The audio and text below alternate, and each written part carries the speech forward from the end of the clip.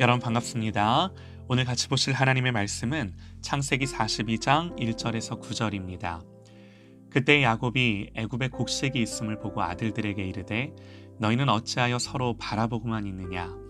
야곱이 또 이르되 내가 들은즉 저 애굽에 곡식이 있다 하니 너희는 그리로 가서 거기서 우리를 위하여 사오라. 그러면 우리가 살고 죽지 아니하리라 하매 요셉의 형 10사람이 애굽에서 곡식을 사려고 내려갔으나 야곱이 요셉의 아우 베냐민은 그의 형들과 함께 보내지 아니하였으니 이는 그의 생각에 재난이 그에게 미칠까 두려워함이었더라. 이스라엘의 아들들이 양식 사러 간 자 중에 있으니 가나안 땅에 기근이 있음이라. 때에 요셉이 나라의 총리로서 그 땅 모든 백성들에게 곡식을 팔더니 요셉의 형들이 와서 그 앞에서 땅에 엎드려 절하매 요셉이 보고 형들인 줄을 아나 모르는 체하고 엄한 소리로 그들에게 말하여 이르되 너희가 어디서 왔느냐. 그들이 이르되 곡물을 사려고 가나안에서 왔나이다. 요셉은 그의 형들을 알아보았으나 그들은 요셉을 알아보지 못하더라. 요셉이 그들에게 대하여 꾼 꿈을 생각하고. 아멘. 상처와 아픔을 만지시는 하나님이라는 제목으로 하나님의 말씀 듣겠습니다. 바로의 꿈대로 애굽과 주변 나라들의 극심한 흉년이 시작되었습니다. 흉년으로 인한 고난은 가나안에 살던 야곱의 집안에도 고통을 안겨주기 시작하는데요. 이 일로 요셉의 형들은 애굽으로 양식을 구하러 가게 되죠. 요셉의 형들은 드디어 애굽에 도착해서 특별히 총리인 요셉 앞에 오게 되고 그 앞에서 땅에 엎드려 절을 합니다. 6절에요. 요셉이 나라의 총리로서 그 땅 모든 백성에게 곡식을 팔더니 요셉의 형들이 와서 그 앞에서 땅에 엎드려 절하매. 요셉은 그런 형들을 알아보죠. 그리고 순간 무슨 생각이 들었겠습니까? 9절에요. 요셉이 그들에게 대하여 꾼 꿈을 생각하고. 자기가 어릴 적 꿨던 꿈이 생각이 나는 거죠. 여러분, 자기 앞에 엎드려 절하는 형들을 대하면서 요셉이 옛날에 꾼 꿈을 기억했을 때 요셉의 마음이 어땠을지 상상하실 수 있으시겠습니까? 만감이 교차했겠죠. 그러나 그 무엇보다 꿈을 통해 자기에게 계시하셨던 하나님, 그 계시의 1.1획도 땅에 떨어뜨리지 않으시고 반드시 그 뜻을 성취하고야 마시는 하나님. 요셉은 이런 하나님에 대해 전율하지 않았을까요? 우리가 느끼기에는 더뎌 보이고 때로는 하나님 아무 일도 안 하시는 것 같아도 우리를 향한 계획을 반드시 이루고야 마시는 하나님이신 줄 믿습니다. 이것이 우리의 소망과 위로죠. 여러분, 우리의 안정감이 어디에 있습니까? 어떤 상황과 형편에 있든지 우리의 안정감은 이 하나님께 있는 줄 믿습니다. 그러면 흔들리지 않는 거예요. 우리의 안정감은 늘 변하는 상황과 환경에 있지 않습니다. 반드시 약속을 이루시는 신실하신 하나님께 있는 줄 믿습니다. 그러므로 하나님이 우리의 삶의 주인이 되시고 중심이 되시기를 바랍니다. 나에게 안정감을 가져다 주고 필요하다 생각되는 세상의 그 어떤 일보다도 먼저 주님을 구하고 찾는 저와 여러분 되시기를 간절히 소망합니다. 요셉은요, 오늘 자기 앞에 펼쳐지는 이 광경을 보고 다시금 그 사실을 느끼고 깨닫는 거죠. 하나님은 여기서 요셉을 다루십니다. 만약에 요셉이 어렸을 때 그런 꿈을 꾸지 않았더라면, 또 꿈은 꿨어도 지금 그 꿈이 생각나지 않았더라면 요셉은요, 이 일이 하나님으로 말미암아 된 일인 줄 깨닫지 못했을 것입니다. 형들에 대한 미움과 증오와 복수심이 형들을 보자마자 마음 깊은 곳에서 눌려있던 그 마음이 올라왔을지도 모릅니다.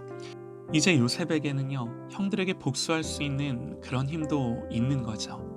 그러나 하나님 어릴 적 볕단들이 절하는 꿈, 해와 달과 11별들이 절하는 꿈을 꾸게 하셨고 지금 그 꿈대로 자기 앞에 펼쳐지게 하시는 거죠. 그러면서 자기가 애굽으로 팔려갔던 일, 보디발의 집에서 또 감옥에서 보냈던 그 모든 일들, 그 모든 시간들이 주마등처럼 스쳐 지나가는 거죠. 하나님이 하신 거구나. 여기서 요셉은요, 오랜 상처와 아픔들, 형들에 대한 미움과 증오를 내려놓을 수 있지 않았을까요? 사랑하는 여러분, 용서가 뭔가요? 용서를 국어사전에서 찾아보면 지은 죄나 잘못한 일에 대하여 꾸짖거나 벌하지 아니하고 덮어줌, 그럽니다. 성경은 이렇게 용서하라고 말하죠. 그런데 어떻게 그럴 수 있나요? 어떻게 용서가 되나요? 그냥 마음 먹으면 되나요? 불가능합니다. 용서는요, 노력한다고 내지는 마음 먹는다고 해서 되지 않습니다. 그러면 여러분, 어떻게 용서가 되나요? 용서는요, 은혜 받아야 됩니다. 은혜 받아야 됩니다. 베드로전서 2장에서요, 부당하게 고난을 받아도 하나님을 생각함으로 슬픔을 참으면 이는 아름다우나 죄가 있어 매를 맞고 참으면 무슨 칭찬이 있으리요. 그러나 선을 행함으로 고난을 받고 참으면 이는 하나님 앞에 아름다우니라. 이를 위하여 너희가 부르심을 받았으니 그리스도도 너희를 위하여 고난을 받으사 너희에게 본을 끼쳐 그 자취를 따라오게 하려 하셨느니라.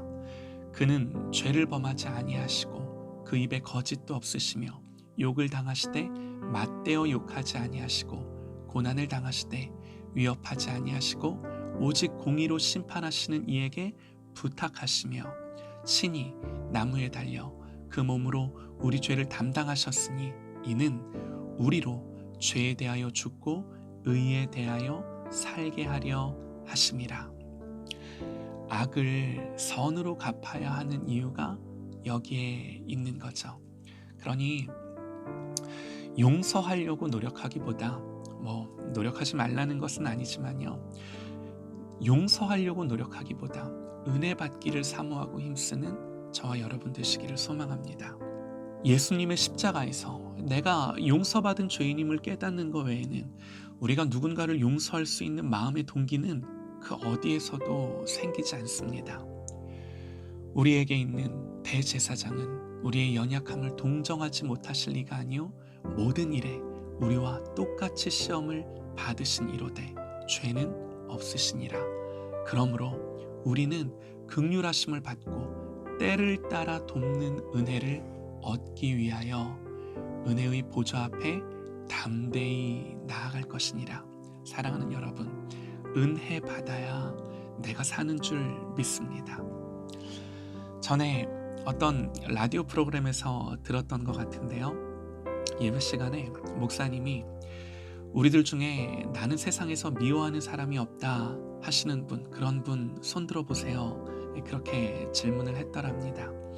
아무도 손드는 사람이 없죠. 누가 들 수 있겠습니까? 그런데 잠깐 침묵이 흐른 뒤 아주 나이 많으신 할아버지 한 분이 손을 조심스럽게 들더랍니다. 모두들 놀라는 거죠. 아니, 어떻게 미운 사람이 없나? 어떻게 싫은 사람이 없을 수 있나? 저 정도 나이가 드시면 이제 그런 마음이 생기나? 하는데 설교자가 할아버님, 정말로 미워하는 사람이 없으세요? 그러자 이 할아버지가 나도 예전에는 미워하는 사람들이 많았어. 그런데 이제는 걔네들이 다 죽었어. 왜 이 말씀을 드렸냐면 원수가 죽기 전에는 해결이 안 되는 거죠. 죽으면 해결이 되겠습니까? 그럼에도 불구하고 내 마음에는 해결이 안 되는 거죠. 그런데 중요한 건요, 주님은 죄로 인해 하나님과 원수되었던 나를 위해 죽으셨습니다. 욕을 당하시되 맞대어 욕하지 아니하시고 고난을 당하시되 위협하지 아니하시고 오직 공의로 심판하시는 이에게 부탁하시며.